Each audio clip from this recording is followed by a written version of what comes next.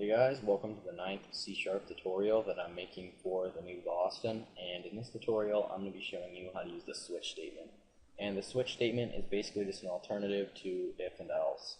So all you're going to need for this tutorial is a button and a text box, and once you have it on your form, just go ahead and double click on it. Alright, so to create a switch statement, you're just going to want to type the keyword switch, and then following that you're going to want to have two parentheses.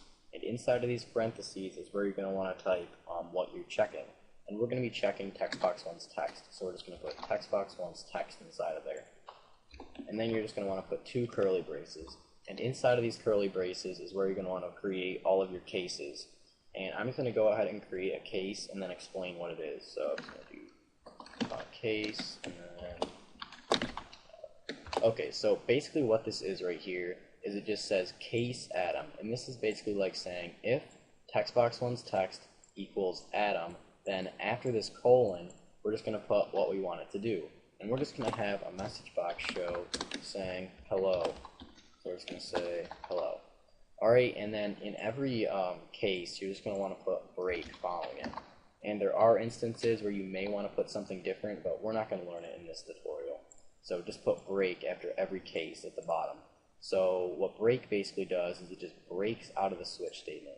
So if you had multiple cases right here, it would just say if it's Adam, and then if it is, it'll do this code, and then following that, it'll just break out of the switch statement and stop checking the other cases.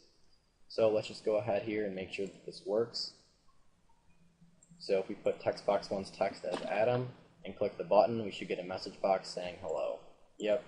And if we put something else like G, nope, we don't get it. Alright, and you can have multiple cases, as many cases as you want. So if we had another case here, like case Bob, then we're just going to have a message box show saying yo. So, yo. And then of course we need to have that break in there, so we're just going to do break.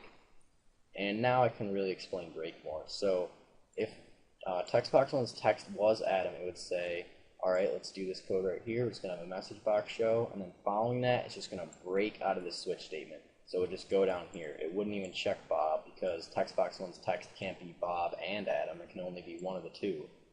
Alright, so after doing this code, it'll just break out of this switch statement and go down here. Alright, so let's just go ahead and make sure that this works here. If we do Adam, we should get a message box saying hello. Yep. If we do Bob, we should get something called yo, same message box. Yep, perfect.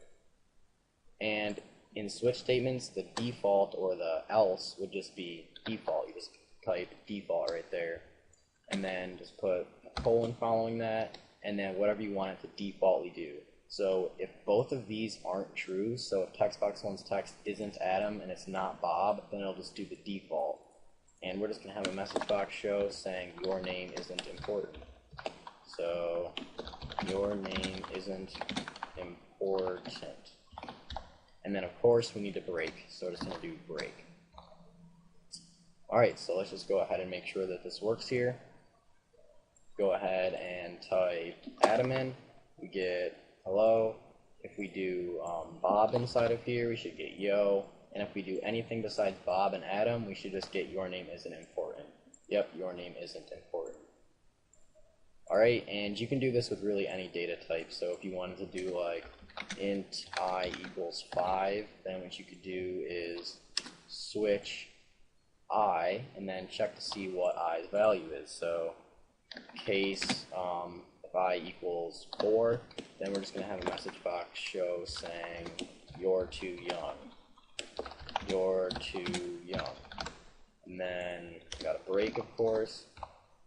And then case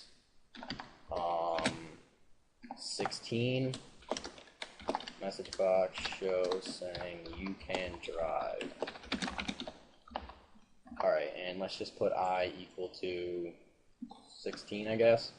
And of course we have to break. Okay, so yeah, this is basically just going to check to see if I is 4, and if it's 4, we're just going to get a message box saying you're too young. If it's 16, we're just going to get a message box saying you can drive. Alright, so let's just go ahead and see if this works here. Yep, we get you can drive because I is equal to 16. If we set it equal to 4, then we get a message box saying you're too young because of this case right there. Yep, and if we were to put a default in, default, it will just do this if your age isn't 4 or 16. So we'll just get a message box saying your age isn't relevant. So your age isn't relevant. I don't know how to spell it, but and then we just need to break out of there, just like with everything else. So for every case and even for the default, you need to have break at the end of it. Let's just make sure that this works here. I is 4, so we're going to get you're too young. Now, if we change it to anything besides 4 or 16, we're just going to get your age isn't relevant. Yep. Alright, so that's pretty much it for this tutorial on using the switch statement, so see you guys.